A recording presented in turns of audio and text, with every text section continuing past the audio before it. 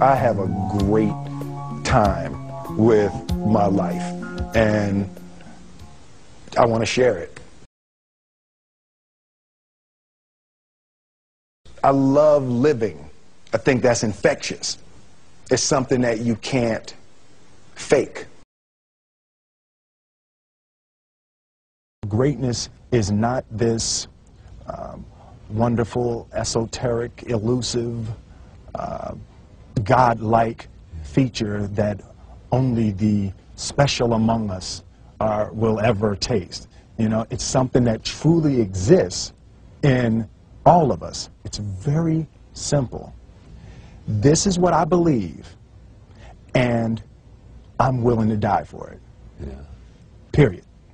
It's that simple. I know who I am, and I know what I believe. I know who I am, I know what I believe. That's all I need to know. And that's all I need to know. So from there, you do what you need to do. Yeah. You know, and I think what happens is we make the situation more complex than it has to be. Because we're looking for complexity. There's got to be something complex to understand. It can't be that easy. No. We didn't grow up with the sense that where we were was where we were going to be. You know, we grew up with the sense that where we were almost didn't matter because we were becoming right. Something greater.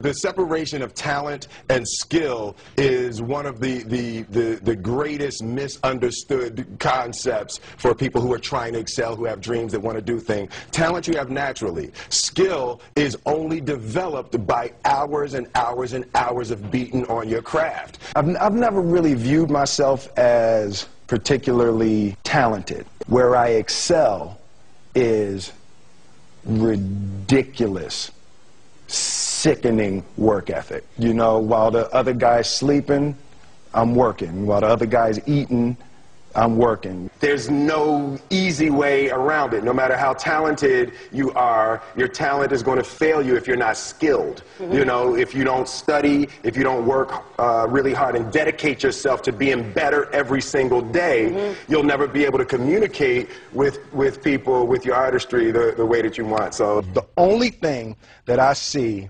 that is distinctly different about me is I'm not afraid to die on a treadmill. You might have more talent than me, you might be smarter than me, but if we get on the treadmill together, right, there's two things. You're getting off first, or I'm going to die. It's really that simple. One summer, his dad tore down a brick wall on the front of his business and told 12-year-old Will and his 9-year-old brother to rebuild it, a job they said was impossible. It took them a year and a half, but they did it. And he said, now don't you ever tell me it's something that you can't do. You don't try to build a wall. You don't set out to build a wall. You don't say, I'm going to build the biggest, baddest, greatest wall that's ever been built. You don't start there. You say, I'm going to lay this brick as perfectly as a brick can be laid. And you do that every single day. And soon you have a wall. And soon you have a wall. you know, it's an idea that my grandmother always had, that you know, if you're going to be here, then there's a necessity to make a difference. She always instilled the responsibility, the spiritual responsibility that you have to make every group you come in contact with better. I want to do good. I want the world to be better because I was here. I want my life, I want my work, my family, I want it to mean something. And it's like, it has, if you are not making someone else's life better, then you're wasting your time. You know, like your life will become better by making other lives better. I want to represent an idea. I want to represent possibilities. I want to represent the idea that you really can make what you want. One of my favorite books is The Alchemist, Paulo Coelho. And that's just, I just believe that. I believe that I can create whatever I want to create. The first step before anybody else in the world believes it is you have to believe it. There's no reason to have a plan B because it distracts from plan A. I think that there's a certain delusional quality that all successful people have to have.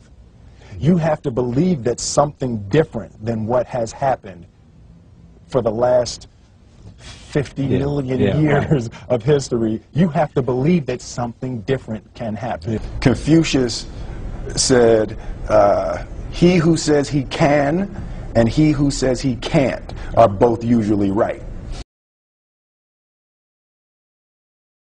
Being realistic is the most commonly traveled road to mediocrity. Why would you be realistic? What's the point of being realistic? Just put up a barrier. Yeah, I'm going to do it. It's done. It's already done. The second I decide it's done, it's already done. It's now we just got to wait for y'all to see. It's unrealistic to walk in a room and flip a switch and lights come on. That's unrealistic.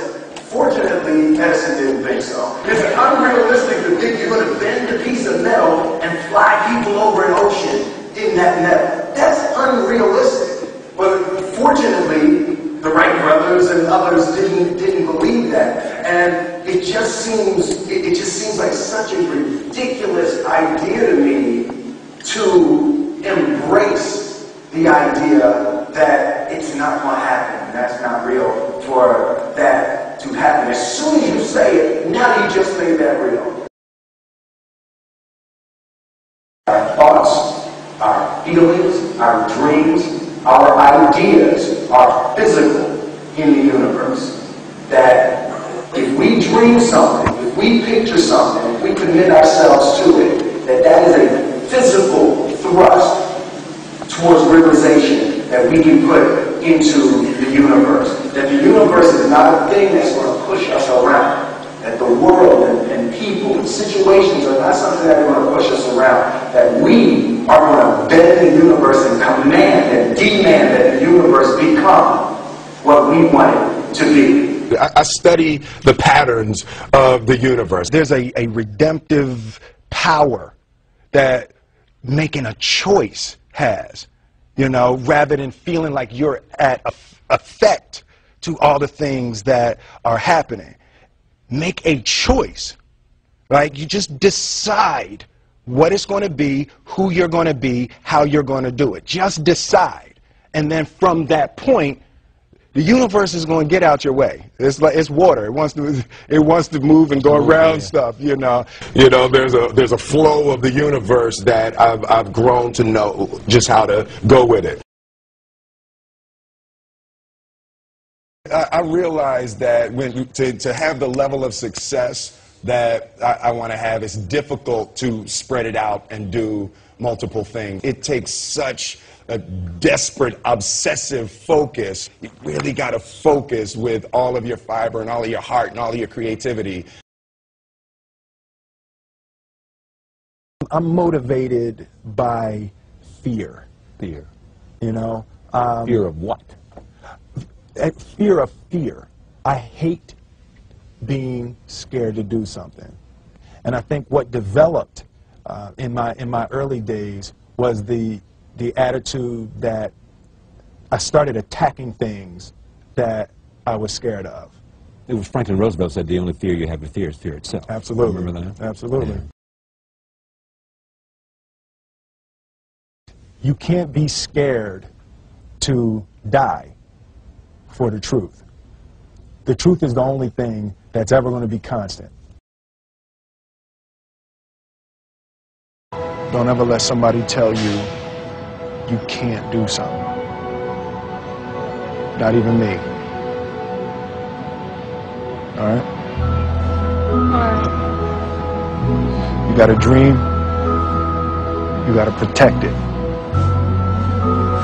People can't do something themselves. They want to tell you you can't do it.